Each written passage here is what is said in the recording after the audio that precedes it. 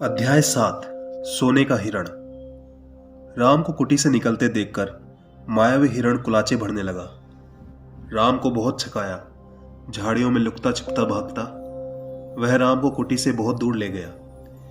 राम जब भी उसे पकड़ने का प्रयास करते वह भागकर और दूर चला जाता। हिरण चालाक था, वह इतनी दूर कभी नहीं जाता था कि पहुंच से बाहर लगे। राम के सारे प्रयास विफल हुए, वे हिरण को पकड़ नहीं पाए। उन्होंने उसे जीवित पकड़ने का विचार त्याग दिया।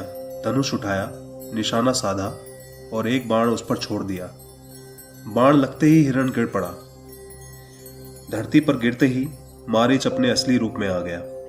मारीच ने माया से केवल अपना रूप नहीं बदला था, आवाज भी बदल ली थी। अपनी आवाज राम जैसी बना ली थी। धरती पर पड़े हुए वह जोर से चिल्लाया, सीते, लक्ष्मण। ध्वनि ऐसी थी जैसे राम को बाण लगा हो, वह सहायता के लिए पुकार रहे हो। बाण का प्रहार गहरा था, मारीच उसे अधिक देर तक सहन नहीं कर पाया। वह छटपटाता रहा, जल्दी ही उसके प्राण पखेरु उड़ गए।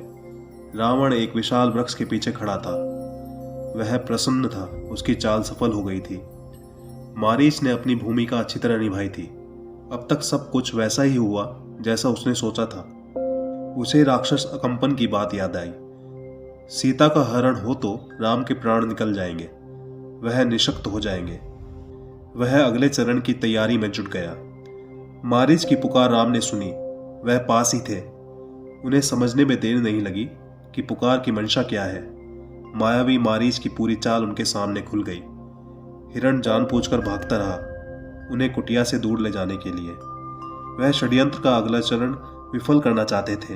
उनकी चाल में तेजी आ गई ताकि जल्द ही कुटिया पहुंच सके।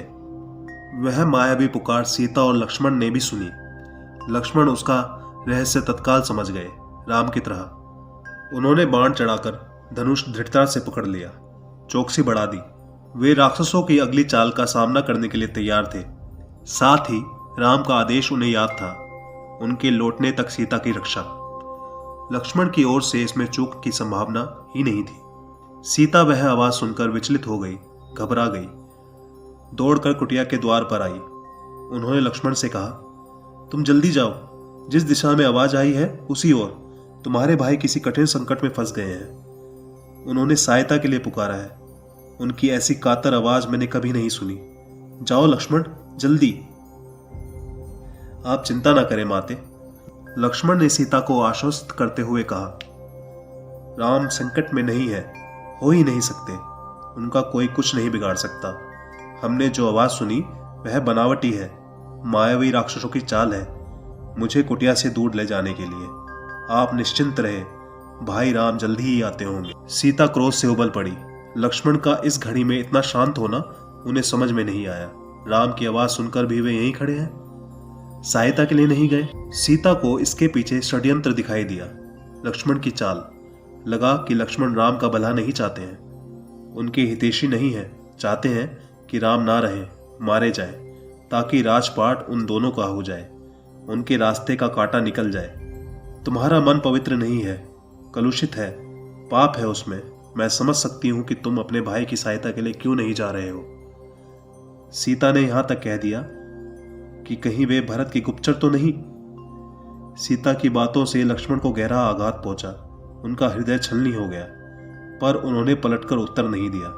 संयम बनाए रखा, सिर झुकाकर सब चुपचाप सुन लिया। वे सीता की पीड़ा समझ पा रहे थे। केवल इतना बोले, हे देवी, यह राक्षसों का छल है। खरदूषण के मारे जाने के बाद वे बौखला गए हैं, किसी तरह हमसे बदला लेना चाहते हैं। आप उनकी चाल में ना आए, वे कुछ भी कर सकते हैं। मुझ पर विश्वास करें, राम को कुछ नहीं होगा। सीता का क्रोध बढ़ गया। क्रोध में आंखों से आंसू बहने लगे। यह भी लग रहा था कहीं लक्ष्मण की बात सही तो नहीं। यह डर था कि राम से बिछो ना हो। उन्होंने कहा, राम से बिछुड़कर मैं नहीं रह सकती, मैं जान दे दूंगी। हे लक्ष्मण, तुम उन्हें लेकर आओ। लक्ष्मण राम के लिए राम की आज्ञा का उल्लंघन कर रहे थे। उन्होंने सीता को प्रणाम किया और राम की खोज में निकल पड़े। लक्ष्मण के जाते ही रावण आ पहुंचा। तपस्वियों जैसा जटाजूट, वैसे ही वस्त्र, सीता ने साधु समझकर उसका स्वागत किया। रावण ने सीता के स्वरूप, संस्कार और साहस की प्रशंसा की।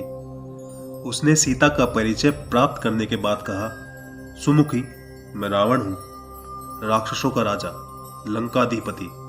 मेरा नाम लेने पर लोग थरथरा उठते हैं, लेकिन तुम सुंदरी हो, सबसे अलग हो। तुम्हारे लिए मैं स्वयं चलकर आया हूं। मेरे साथ चलो, सोने की लंका में रहो, मेरी रानी बनकर। सीता क्रोधित हो उठी, कहा, मैं प्राण त्याग दूंगी, लेकिन तुम्हारे साथ नहीं जाऊंगी। मैं राम की पत्नी हूं, वे महाबलशाली हैं, तुम्हें उनकी शक्ति का अनुमान नहीं। तुम चले जाओ, नहीं तो तुम्हारा सर्वनाश हो जाएगा। रावण ने सीता की बात अनसुनी कर दी, खींचकर उन्हें रथ पर बिठा लिया। सीता प्रयास करती रही, पर रावण के चंगुल से मुक्त नहीं हो सकी। स्वयं को असहाय पाकर वे विलाप करने लगी। हे राम, हे लक्ष्मण, पुकारती रही। रावण का रथ लंका की ओर उड़ चला।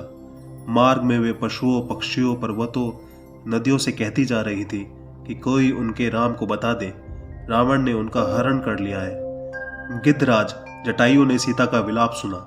उसने ऊंची उड़ान भरी, रावण के रथ पर हमला कर दिया।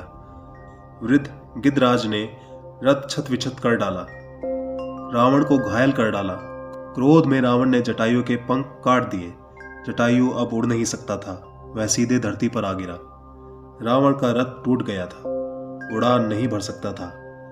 उसने तत्काल सीता को अपनी बाहों में दबाया और दक्षिण दिशा की ओर उड़ने लगा। सीता को लगा कि अब संभवतः कोई उनकी सहायता नहीं कर पाएगा। उनका बचाव केवल एक ही था, राम को किसी तरह समाचार मिल जाए। उन्होंने अपने आभूषण उतारकर फेंकना प्रारंभ कर दिया। आभूषण वानरों ने उठा लिए। उन्हें आशा थी कि वानरों के पास यह आभूषण देखकर राम समझ जाएंगे, उन्हें पता चल जाएगा कि सीता किस मार्ग से गई है। रावण ने सीता को आभूषण फेंकने से नहीं रोका। उसे लगा कि सीता शोक में ऐसा कर रही है। कुछ ही समय में रावण लंका पहुंच गया। वह अपने धन वैभव से सीता को प्रभावित करना चाहता था। उन्हें लेकर वह सीधा अपने अंतःपुर में गया। राक्षसियों को सीता की निगरानी करते रहने को कहा और बाहर निकल गया। थोड़ी देर में वह फिर लौटा। सीता को घूरते हुए कहा, सुंदरी, मैं तुम्हें 1 वर्ष का समय देता हूं। निर्णय तुम्हें करना है। मेरी रानी बनकर लंका में राज करोगी या विलाप करते हुए यहीं जीवन बिताओगी।